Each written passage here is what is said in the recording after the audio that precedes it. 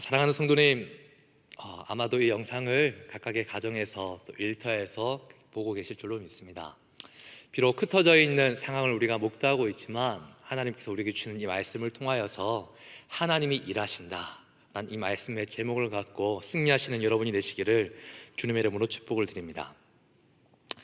최근 당면한 일로 여러 가지 고민을 하게 됩니다.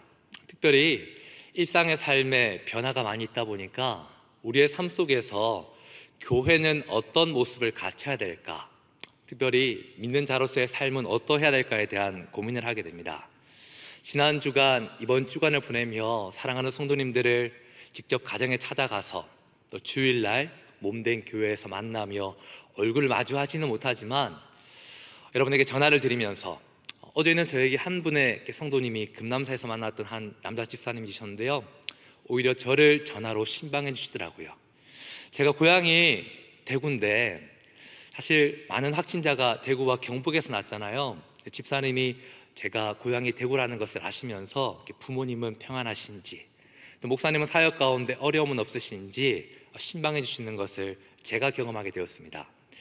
비록 같이 사랑방을 하는 것이 어렵고 또 교회에서 함께 얼굴을 보는 것이 어렵지만 이런 때일수록 하나님께서 우리에게 주셨던 능력과 사랑으로 사랑원들을 신방하고 격려하는 것이 지금 우리가 해야 될 역할이 아닐까라는 생각을 합니다. 여러 가지 아이들의 학교 개학이 미뤄지고 출근하는 것도, 따라는 외출하고 외식하는 것도 불편한 일상을 보내고 있지만 이 시간을 통하여서 하나님께서 우리에게 주시고자 하시는 하나님의 뜻, 또 하나님의 일하심을 기대할 수 있는 저와 여러분이 되시기를 주님의 이름으로 축복을 드립니다.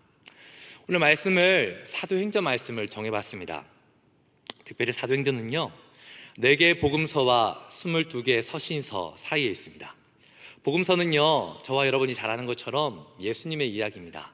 우리를 너무나 사랑하시는 예수님께서, 하나님께서 왜 예수 그리스도를 이 땅 가운데 보내셨는지, 그리고 우리에게 하나님의 말씀을 가르치시고 하나님의 나라, 그리고 하나님의 교회를, 또 하나님의 사랑을 우리가 어떻게 살아가야 될지에 대해서 알려주신 말씀이 바로 복음서입니다.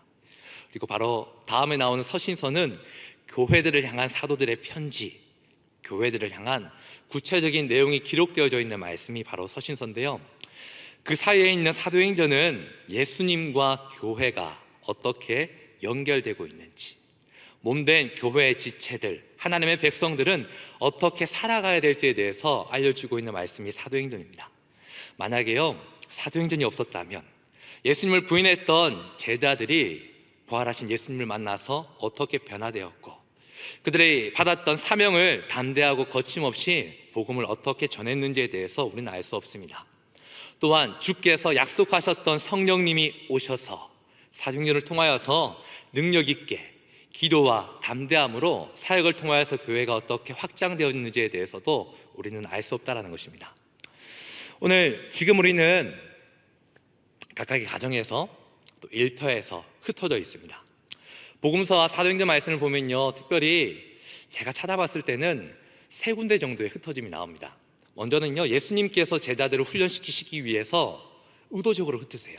2명씩 말씀과 또 지팡이와 신발 하나만 들고 예수 그리스도의 이름을 가지고 각각으로 흩어져서 예수님처럼 하나님의 복음을 선포할 수 있는 제자 훈련을 주님께서 시키시는 흩으심의 훈련.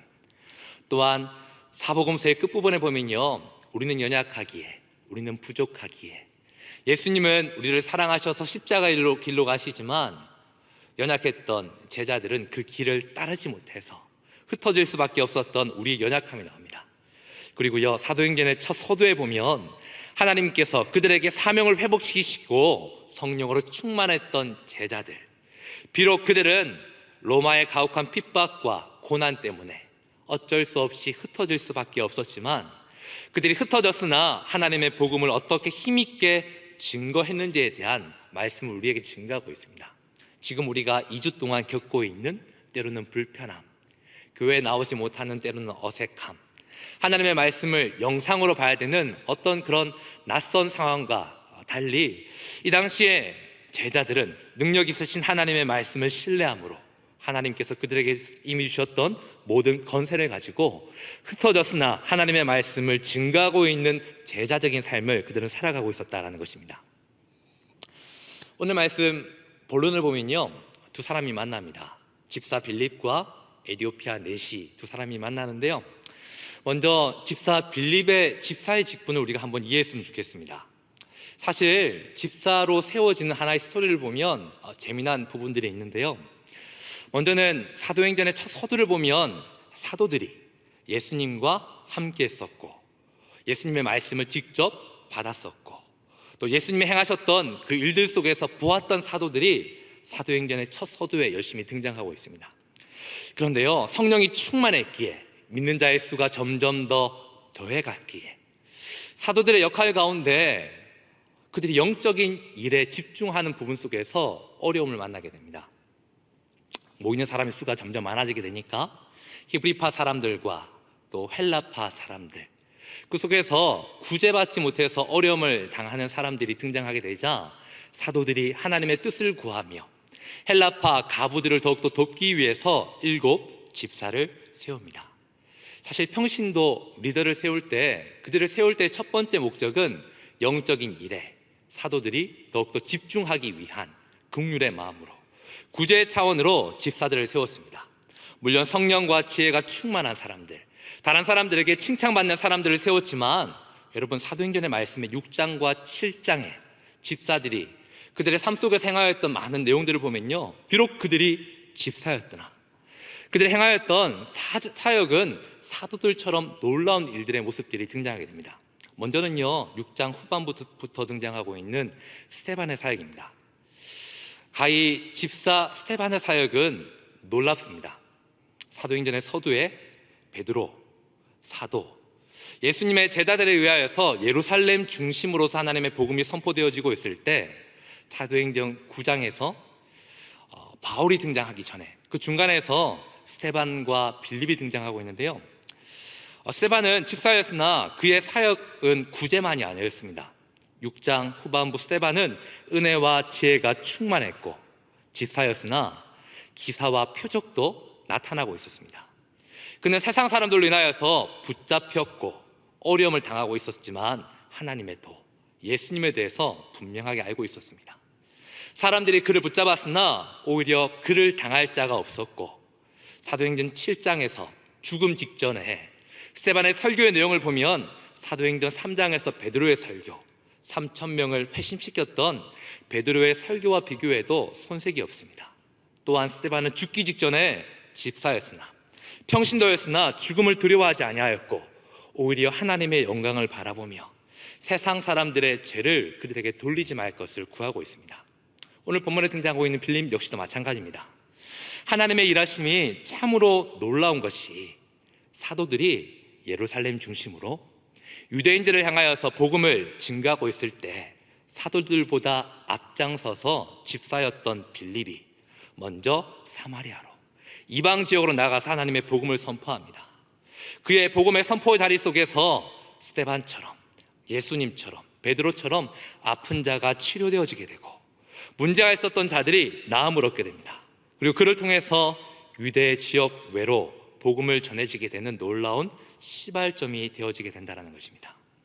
오히려 빌립의 사역의 열매를 보고 사도들이 뒤따라가서 베드로와 요한이 사마리아에서 세례를 주게 되고, 그를 통하여서 그 지역 속에서 하나님의 교회를 세우는 것을 인정하게 된다는 것입니다. 국제제자훈련에서 출간된 볼프강 짐존이 지은 가정교회라는 책이 있는데요, 거기에서 하나의 이렇게 문구를 이렇게 소개합니다. 마지막 때 교회를 향한 하나님의 부르심은 가정교회를 통한 침투적 교회의 개척이다. 우리가 2주 동안 회당에서, 성전에서, 수용로 교회에서 함께 예배를 드리지 못하게 하는 이 상황을 우리가 더욱더 영적으로 해석할 수 있는 은혜가 있었으면 좋겠습니다. 우리가 함께 모여서 주일만 예배 받는 것, 어쩌면 그것은 우리에게 쉬운 선택일 수 있었습니다. 그러나요, 우리가 집사님들의 어떤 모습들을 보면서, 흩어져 있는 상황을 보면서 우리에게 있어서 가정교회를 세우기 원하시는, 그곳에서 더욱더 하나님을 예배하게 하시는, 더욱더 승리하게 하시는 은혜를 경험할 수 있는 저와 여러분이 되시기를 주님의 이름으로 축복을 드립니다. 오늘 말씀은요, 사마리아에서 복음을 효과적으로 증거했던 빌립이 사마리아에만 있는 것이 아니라 예루살렘에만 있는 것이 아니라 새로운 변화를 시도합니다. 그곳에서 엄청난 성과가 있었고 혁혁한 공로가 있었는데도 빌립은 이동합니다. 왜냐하면 오늘 말씀 26절 말씀을 보면요, 주의 사자가 빌립에게 말하여 이르되 일어나서 남쪽으로 향하여 예루살렘으로 가사로 내려가는 길까지 가라 하니 그 길은 강렬하. 여러분, 하나님은 말씀하시는 분이십니다. 말씀하시는데요, 하나님의 사람에게는 구체적으로 말씀하시는 분이십니다. 오늘 빌립에게 명하시는 주의 사자의 말씀을 보면 오늘 빌립이 가야 할 지역은 아무도 살지 않는 광야입니다. 어떤 사람들에게 있어서는 광야는 시험받는 곳이고요, 애굽에서 오랜 시간 동안 고통받았던 이스라엘 백성들도 10가지의 하나님의 기적을 보았으나 때로는 지도자를 원망하고 하나님을 원망했던 곳이 바로 광야입니다. 그런데요, 오늘 빌립은 성령이 충만했기에 하나님의 행하심과 하나님의 일하심을 보았기에 말씀하시는 하나님의 그 말씀하심 앞에 즉각적으로 순종하며 하나님의 행하실 일들을 기대함으로 그 지역으로 나아가고 있습니다. 그래서요, 그 지역으로 나아가서 새로운 사람과의 만남을 경험하게 됩니다. 어쩌면 베드로의 설교로 수천 명이 회심했던 사건, 또 본인이 사마리아에서 설교할 때, 전도할 때, 이방 지역이었으나 소외되었던 지역이었으나 놀라운 기적들이 나타났던 것에 비하면 오늘 두 사람의 만남은 초라할 수 있습니다. 왜 하나님께서 나를 이곳으로 보냈는가에 대한 의문을 가질 수 있는데요, 27절 말씀에서 일어나 빌립이 가서 보니 그곳에서 에디오피아 사람 곧 여왕 간다게의 모든 국고를 맡은 내시를 만나게 됩니다. 처음에는 의아한 마음으로 갔을 수 있지만 빌립은 즉각적으로 순종하여 갔을 때 만났던 한 사람의 모습을 보며 역시 우리 하나님이시다, 하나님 최고이시다 라고 외쳤을 것입니다. 광야였고 많은 사람들이 다니지 않을 수 있는 곳이었지만 오늘 본문에서 이야기하고 있는 한 나라의 국고를 맡은 자, 높은 지위를 감당하고 있는 자, 아마 한 사람이 아니라 빌립은 홀로였으나 오늘 이 사람의 모습은 많은 행렬과 함께 예루살렘에서 자신의 집으로 돌아가고 있었으리라 생각합니다. 최근 신종 코로나 바이러스가 유행하게 되면서 저희는 늘상 울리는 문자를 보면서 때로는 핸드폰으로 인터넷을 검색하면서 우리 주변에 확진자가 발생하진 않았는지, 그 사람이 다닌 지역은 어느 곳인지, 그리고 그 지역을 내가 겹치진 않았는지 그 사람의 인물에 대해서 우리는 자세하게 조사를 해보곤 합니다. 오늘 본문에서 등장하고 있는 간다게에 대한 인물에 대한 조사의 내용을 우리가 훑어보면 이 사람은 사도행전에서 등장하고 있는 완전한 이방인입니다. 빌립은 헬라인이었는데요, 반면에 간다게는 아프리카 지역에서 왔었기 때문에 피부색도 달랐고 또 내시였고 최고의 권력을 가지고 있었던, 또 그의 이름은 간다게라고 하는 것이 왕족의 이름으로서 지위가 높았고 부자였던 사람이었습니다. 세상적으로는 빌립과 비교가 안 되는 사람, 그런 그가 이 모든 것을 뒤로하고 아프리카에서 예루살렘까지 거리가 멀리 떨어져 있는데도 하나님을 알아서 예배하기 위해서 올라왔다가 내려가고 있는 사람을 오늘 만나고 있다는 것입니다. 그런데요, 오늘 본문에서 빌립을 만났던 에티오피아 사람은 설명을 보면 그가 내시였다라고 이야기를 합니다. 일반적으로 이방인은, 특별히 몸에 있어서 어떤 재앙과 장애가 있는 사람은 성전에 들어가서 예배를 드릴 수 없었던 것이 그 당시의 통념이었습니다. 그는 예루살렘에 왔으나 성전에 들어가지 못했을 수도 있습니다. 하나님의 말씀에 대한 사모함이 있었고 깨닫기 원하는 마음이 있었으나 이 당시의 배경은 예루살렘 지역의 교회를 향한 핍박, 유대인들을 향한 핍박, 그리스도인들을 향한 핍박이 가득했었기 때문에 그가 이 땅 가운데 올라왔던 어떤 깨달음을 얻지 못한 채 그는 돌아가고 있을 수 있습니다. 그때요, 하나님께서 술에 가까이 다가가라고 말씀하시고 다가갔을 때 간다게가 읽고 있었던 이사야서의 말씀을 빌립이 듣게 됩니다. 참으로 타이밍이 기가 막힌 것 같아요. 성과를 냈던 사마리아를 뒤로하고 광야를 이끄셨던 하나님, 하필 그곳에서 말씀을 보고 있는 이와의 만남을 통하여서 하나님은 아프리카를 향한, 한 나라를 향한 계획을 갖고 그에게 하나님의 복음을 선포하시고자 하시는 계획이 있으셨던 것 같습니다. 이런 것처럼 하나님은 우리의 구원의 문제를 위해서 적극적으로 일하시는 분이 바로 하나님이십니다. 그리고 이를 위해서 하나님은 사람을 사용하십니다. 하나님의 일하심과 더불어 우리에게도 중요한 것이 있다면 하나님의 행동과 우리의 믿음, 우리의 행동이 일치될 때 하나님의 전능하심과 우리의 지식, 그 지혜가 만나게 되면 하나님은 우리를 변화시킬 뿐만 아니라 세상을 변화시키고 세상을 향한 기적을 일으키시는 분이 하나님이신 줄로 믿습니다. 오늘 빌립이 가까이 다가갔을 때 간다게가 읽고 있던 그 내용을 갖고 너가 이 사실을 알고 있느냐라고 묻습니다. 또 간다게가 그 질문을 듣고 답변할 때 지도해주는 사람이 없으니 어찌 이 내용을 깨달을 수 있습니까? 라는 물음을 던집니다. 여러분, 세상 사람들을 보면요, 현대인들은 하나님에 대해서 안다라고 이야기를 합니다. 때로는 많은 지식을 그들이 갖고 있는 것도 같습니다. 때로는 어떤 사람들은 교회에도 몇 번 출석해봤다라고 교회에 가봤더니 별것 없더라라고 마음의 문을 닫고 하나님을 부정하는 사람들도 있습니다. 최근에 이슈가 되었던 신천지의 어떤 내용들을 보면 참으로 안타깝게도 많은 수가 젊은이들이라고 합니다. 3포, 5포, 7포, 다포 세상에서 살아가고 있던 그들에게 어쩌면 신천지의 교리는 매력적으로 그들에게 다가왔던 것 같아요. 이제 곧 종말이며 자신들만 구원을 얻을 수 있다는 것은 청년의 삶 속에서 잃어져 버렸던 희망을 다시 붙잡았던 계기가 되었던 것 같습니다. 그래서 그들은 학업도 직장도 집도 내려놓고 잘못된 선택을 하게 되었다라는 것입니다. 여러분, 왜 이들이 이런 선택을 하게 되었습니까? 그들에게 바르게 지도해 주는 자들이 없었기 때문에, 그들에게 진리를 선포하고 바른 길로 인도해 줄 수 있었던 사람이 없었기 때문에 그들이 그렇게도 많이 그곳으로 흘러간 것 같습니다. 여러분, 오늘 본문에서 등장하고 있는 빌립은 집사입니다. 구제도 잘했습니다. 그는 긍휼의 마음과 더불어서 하나님이 어떤 분이신지, 특별히 우리에게 찾아오셔서 우리를 위해서 죽으시고 부활하셔서 우리에게 약속하셨던 성령을 통하여서 하나님의 나라가 어떻게 이루어질지에 대해서 그는 알고 있었던 사람이었습니다. 그래서요, 오늘 간다게가 읽고 있었던 이사야서의 53장 7절 8절 말씀을 그는 자세하게 풀이해주고 있습니다. 오늘 본문에서는 32절 33절 말씀인데요, 그가 도살자에게로 가는 양과 같이 끌려갔고 털 깎는 자 앞에 있는 어린 양이 조용함같이 그의 입을 열지 아니하였도다. 그가 굴욕을 당했을 때 공정한 재판도 받지 못하였으니 누가 그의 세대를 말하리요. 그의 생명이 땅에서 빼앗김이로다 하였거늘. 당시의 유대인들은, 당시의 사람들은 이사야서 53장 이 말씀을 예수 그리스도와 연결하지 못했습니다.